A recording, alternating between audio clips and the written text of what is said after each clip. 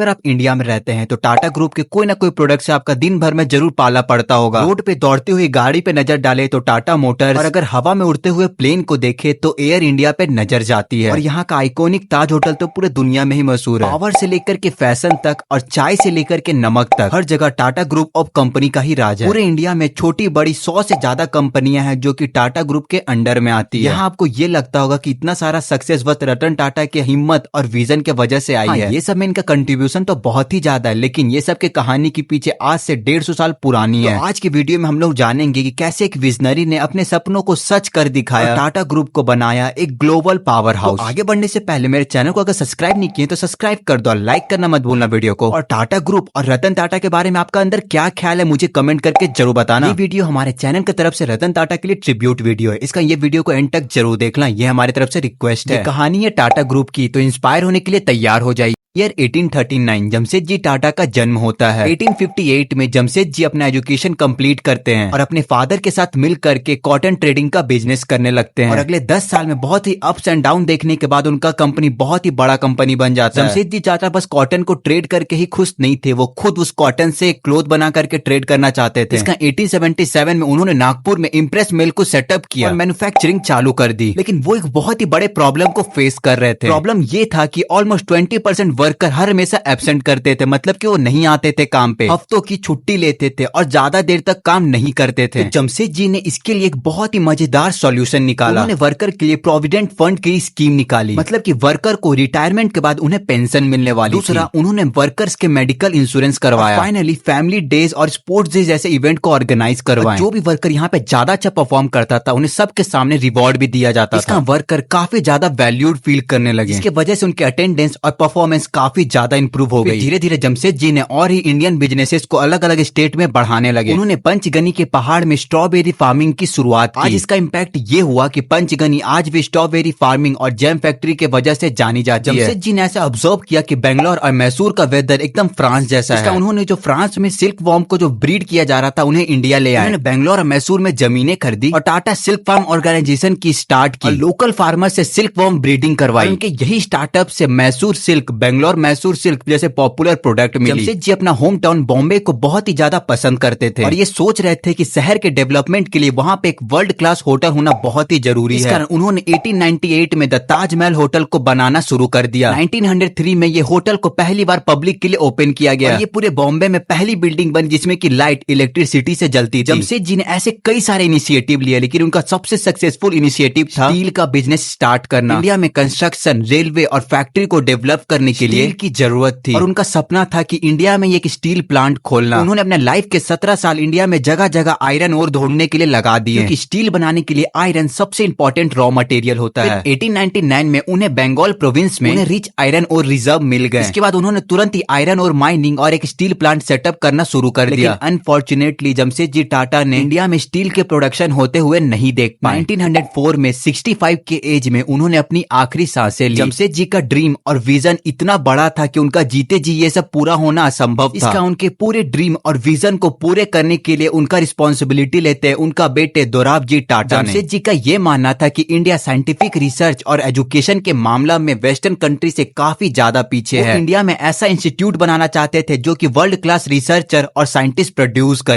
इसका दोराबजी टाटा ने मैसूर के महाराजा की मदद ली और 1909 में बेंगलुरु में इंडियन इंस्टीट्यूट ऑफ साइंस को स्टैब्लिश किया। सीवी रमन आईएएससी का फर्स्ट डायरेक्टर बने। आगे चल करके आईएएससी ने इंडिया के फर्स्ट सुपर कंप्यूटर पर और इंडिया के फर्स्ट इंडिजीनियस एयरक्राफ्ट हंसा के डेवलपमेंट में इंपॉर्टेंट कंट्रीब्यूशन किए। जमशेदजी ने एजुकेशन के बाद एक हाइड्रो इलेक्ट्रिक प्लांट का भी सपना देखा था। इस प्रोजेक्ट में गोवा महाराष्ट्र के बीच में पड़ने वाला दूध सागर फॉल का यूज करके पावर जनरेशन करने वाले थे। दोराबजी ने 7000 वर्कर को इन्वॉल्व किए और आर्टिफिशियल लेक, डैम और चैनल बनवाए। 1911 में प्लांट रेडी हुआ और पावर जनरेशन स्टार्ट हो गया। मुंबई में कई सारे मिल्स और बिजनेसेस को यहीं से पावर मिलने के लिए चालू हो गई। इसी को आज हम लोग टाटा पावर के नाम से जानते हैं। फाइनली जमशेदजी जो स्टील प्लांट का जो सपना देखे थे उसे पूरा करने के लिए दोराबजी पूरा रिस्पॉन्सिबिलिटी ले लिए थे। 1907 में एक लिमिटेड कंपनी स्टैब्लिश की और 23 करोड़ का आईपीओ अनाउंस कर दिया। ये सारा कुछ आईपीओ सब स्टील प्लांट के लिए हो रहा था और स्वदेशी आंदोलन के कारण इसमें बस 8000 लोग ही तुरंत ही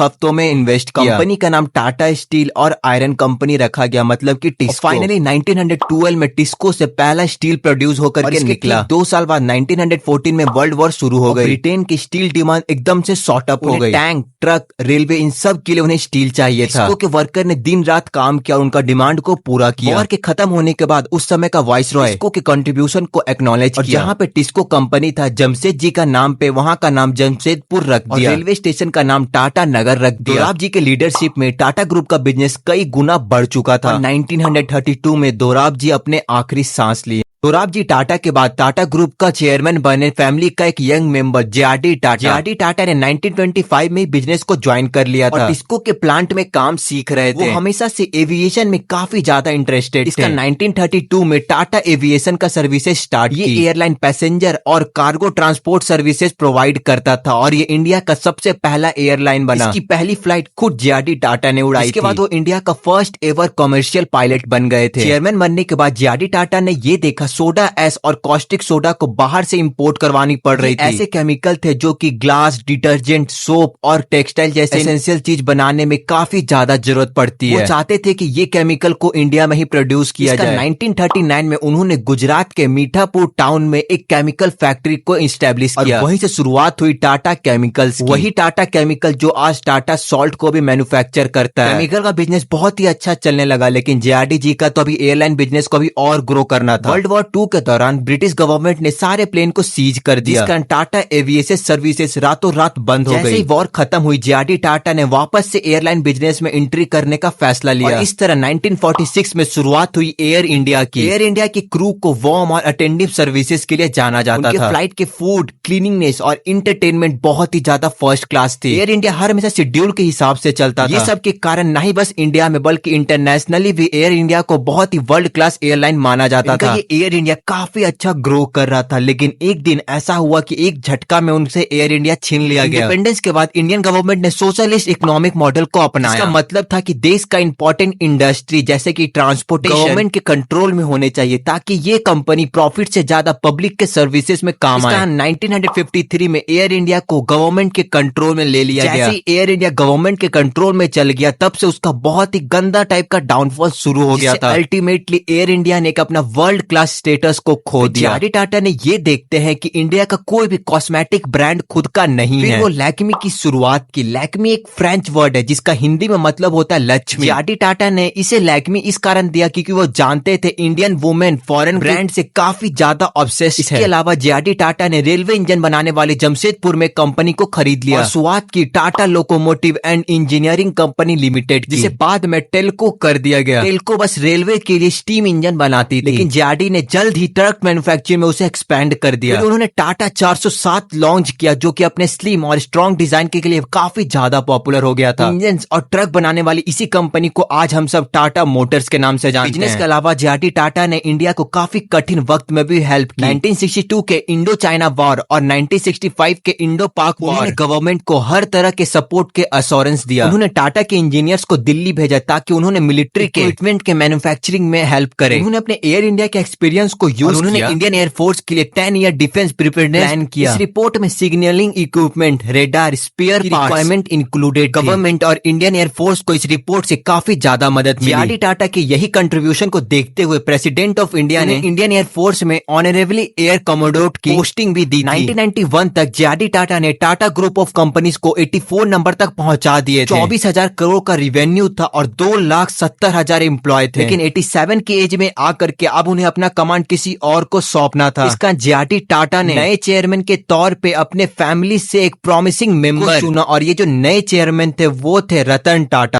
चेयरमैन बनने से पहले करीबन 30 साल पहले 1962 तक रतन टाटा ने यूएसए में आर्किटेक्चर का पढ़ाई कर रहे थे। वहां पे उन्हें जे.आर.डी. टाटा का एक लेटर आया जिसमें कि उन्हें इंडिया आकर के अपने कंपनी को ज्वाइन करने के लिए कहा जा रहा था। रतन टाटा इंडिया आकर के टाटा स्टील को ज्वाइन किया और वहां पे एक नॉर्मल वर्कर की तरह अपना काम को स्टार्ट किया। डेडिकेशन और इंटेलिजेंट को देख करके उन्हें एक के बाद एक बड़ी बड़ी रिस्पॉन्सिबिलिटी मिलने लगी। चेयरमैन बनने से पहले उन्होंने इम्प्रेस मिल को लॉसेस से निकाल करके प्रॉफिटेबल में ले आया था। टेल्को में major year level unrest successfully resolve किया था। और टाटा के नेल्को कंपनी जो कि रेडियो और टेलीविजन बनाती थी, रेवेन्यू 3 करोड़ से बढ़ा करके 200 करोड़ तक कर दिया था। जब 1991 में सर रतन टाटा चेयरमैन बने, उन्होंने ये देखा कि बाहर से तो ये कंपनी काफी अच्छा परफॉर्म कर रही है, लेकिन अंदर से बहुत जगह लैग कर रही है। जैसे कि हाई कंप्यूटिंग और एआई में ग्रुप काफी पीछे है। ग्रुप काफी समय से कुछ भी यूनिक नहीं किया। इसके बाद उन्होंने ये देखा कि ऐसा कोई भी कार के ब्रांड नहीं है जो कि उसके डिजाइन से लेकर के प्रोडक्शन सारा कुछ इंडिया में हुआ हो। 1995 में सर रतन टाटा ने 100% कार जो कि इंडिया में बनाने की फैसला की। उसके बाद उन्होंने ऑस्ट्रेलिया में निसान ब्रांड के 1/5 कॉस्ट में उसके पूरे प्लांट को खरीद लिया। पूरे प्लांट को डिसमेंटल करके इंडिया लाया गया और पुणे में रीबिल्ड किया गया। रतन टाटा ने कार को डिजाइनिंग में खुद एक इंपॉर्टेंट पार्ट निभाया। फाइनली 1998 में रतन टाटा ने अपना एक खुद का कार लॉन्च किया। एक इंडियन कार थी, इस कारण इंडियन से इंडी लिया गया और कार से का, इस कारण इसको जोड़ करके बना इंडी कार। ऑटोमोबाइल्स के बाद रतन टाटा ने टेक्नोलॉजी पे फोकस किया। उन्होंने देखा कि टीसीएस का फोकस इंडियन कंपनीज को एडमिनिस्ट्रेटिव सर्विसेज जैसे कि डेटा एंट्री और बुक कीपिंग सर्विसेज देने में था, जो कि बहुत ही बेसिक काम था। रतन टाटा ने एडमिनिस्ट्रेटिव सर्विस से शिफ्ट करके सॉफ्टवेयर सर्विसेज में ले आया। रतन टाटा ने इंडिया के और साथ ही साथ वर्ल्ड के बिगेस्ट ऑर्गेनाइजेशन के लिए कस्टमाइज्ड सॉफ्टवेयर बनाना चालू कर दिया। रतन टाटा ने टीसीएस को एक्सपेंड करने के लिए आईपीओ भी लाया। उन्हीं के ये स्टेप से आज टीसीएस इंडिया के बिगेस्ट कंपनी भी है। टीसीएस के सक्सेस के बाद सर रतन टाटा ने वापस से टाटा मोटर्स पे फोकस किया। उन्होंने देखा कि इंडिया के मिडिल क्लास पीपल एक कार अफोर्ड नहीं कर सकती है। पूरे फैमिली को मजबूरी में एक स्कूटर पे कंजेस्टेड होकर के जाना पड़ता है, बहुत ही ज्यादा अनकंफर्टेबल और अनसेफ। सर रतन टाटा का ये सोच था कि सारे स्कूटर वाले फैमिली को एक कार में शिफ्ट करना था। इसका उन्होंने अनाउंस कर दिया कि वो एक ऐसा कार लॉन्च करेंगे जिसका प्राइस 1 लाख रुपीज होगा। 2009 में उन्होंने अपने प्रोमिसेस को रखते हुए उन्होंने लॉन्च की टाटा नैनो। इसका प्राइस थी केवल 1 लाख रुपीज। अनफॉर्चुनेटली नैनो एक फेलियर साबित हुई। नैनो का सबसे बड़ा एडवांटेज था उसका सस्ता प्राइस, लेकिन नैनो का सबसे बड़ा डिसएडवांटेज भी यही बना। इंडिया में कार को एक स्टेटस सिंबल की तरह देखा जाता है। जिसके पास कार होती है उसका एक बहुत ही अच्छा स्टेटस माना जाता है। जहाँ पे दूसरे कार ओनर अपने कार के ब्रांड को लेकर के प्राउड फील करते थे, वहीं पे नैनो के ओनर अपने कार को लेकर के एम्बैरेस फील करते थे। वहीं पे टाटा नैनो एक फेलियर साबित हुई। यहीं से टाटा ग्रुप कंज्यूमर बिहेवियर के बारे में काफी कुछ सीखी। टाटा मोटर्स टाटा ग्रुप के सबसे ज्यादा रिवेन्यू जनरेट करने वाली कंपनी बन चुकी है। रतन टाटा ये डीपली चाहते थे कि इंडिया की कंपनी को बस इंडिया में नहीं बल्कि पूरा वर्ल्ड में बिजनेस करनी चाहिए। फॉरेन में अपने ब्रांड को एक्सपेंड करने के लिए उन्होंने एक के बाद फॉरेन ब्रांड को एक्वायर करना शुरू कर दिया। जैसे कि टाटा मोटर्स को पूरा ग्लोबल करने के लिए उन्होंने जैगवार और लैंड रोवर को एक्वायर कर लिया। ब्रांड को बढ़ाने के लिए उन्होंने ब्रिटिश ब्रांड टेस्टली और US brand 8 o'clock coffee acquire कर लिया। सिमिलरली टाटा कंपनी के सारे ब्रांड जैसे कि TCS, Tata Steel, Tata Chemical, ISCL acquisition किए। आज इसी डिसीजन के वजह से टाटा ग्रुप को आधा रिवेन्यू इंडिया से बाहर से आता है। रतन टाटा के लीडरशिप में टाटा ग्रुप ने जो अचीव किया उसकी लिस्ट बहुत ही बड़ी है। चाहे वो टाइटन द्वारा वर्ल्ड की स्लिमेस्ट वॉच हो, टीसीएस का वन ऑफ द वर्ल्ड का मोस्ट सुपर कंप्यूटर बनाना हो, या फिर टाटा स्काई को लॉन्च करके टेलीविजन मार्केट को डिसरप्ट करना, ऑलमोस्ट हर एरिया में टाटा ग्रुप ने सक्सेस हासिल की। रतन टाटा का ये कहना है अगर तेज चलना है तो अकेले चलो और अगर दूर तक चलना है तो सबके साथ चलो। टाटा ग्रुप ने हमेशा इसी फिलॉसफी पे वर्क किया है। एक तरफ बड़ी बड़ी कंपनीज भी बनाई है तो दूसरी तरफ उन्होंने स्कूल, कॉलेजेस और हॉस्पिटल भी बनाई है। टाटा ग्रुप हमेशा अपने इन्वेस्टर, अपने एम्प्लॉयज और अपने कस्टमर, अल्टीमेटली अपने देश को हमेशा साथ लेकर के चला है। इसका आज उन्हें जितना भी सक्सेस मिली है उससे ज्यादा उनको लोगों की रिस्पेक्ट भी मिलती है। ये कहानी थी टाटा ग्रुप। जब रतन टाटा ने चेयरमैनशिप संभाली थी तब टाटा ग्रुप का था $5 बिलियन था रिवेन्यू। उन्होंने उसे बढ़ा करके $100 बिलियन का रिवेन्यू तक बना दिया था। फिर 2017 में रतन टाटा ने चेयरमैनशिप से स्टेप डाउन कर लिया। आज के समय में टीसीएस के एक्स एमडी और सीईओ राजन चंद्रशेखरन टाटा ग्रुप के चेयरमैन। टाटा ग्रुप के 100 कंपनियां थी, उन्होंने समरी और मर्जेंस के बाद उन्होंने उसे 30 कंपनियां में कन्वर्ट कर दी। आई एम श्योर अगर आप इस वीडियो को पूरा देखे तो आपको मोटिवेशन मिला जरूर होगा, बिजनेस इंस्पिरेशन तो आपको काफी ज्यादा मिला होगा इस वीडियो में। सोसाइटी का बात करें तो टाटा ग्रुप कंट्रीब्यूशन में वर्ल्ड पे नंबर 1 पे है। उन्होंने 8 लाख करोड़ का कंट्रीब्यूशन किया है। जो सबसे बड़ा चीज हासिल किया था टाटा ग्रुप वो था कस्टमर का ट्रस्ट। दोस्तों टाटा का प्रोडक्ट हर कोई कहीं ना कहीं इस्तेमाल जरूर करता होगा, लेकिन टाटा का ये स्टोरी बहुत ही कम लोगों को पता होगा। मैं चाहता हूं कि ये टाटा की स्टोरी सब कोई को पता चलना चाहिए। इस कारण आप ये वीडियो को काफी ज्यादा शेयर करना ताकि पता चले देश को बदलते के साथ भी बिजनेस किया जा सकता है, समाज को आगे बढ़ाते हुए भी बिजनेस को किया जा सकता है। ये मैसेज हर यंगस्टर, हर स्टूडेंट, हर बिजनेसमैन तक पहुंचना चाहिए। तो आज ये टाटा ग्रुप का स्टोरी यहीं तक, फिर मिलते हैं अगले वीडियो में, तब तक बाय बाय। अगर आप मेरे चैनल को सब्सक्राइब नहीं किए तो सब्सक्राइब जरूर कर लेना ऐसे वीडियो के लिए। अगर पसंद आया तो लाइक जरूर करना और आपके इसका ऊपर क्या ओपिनियन है मुझे कमेंट करके जरूर बताना।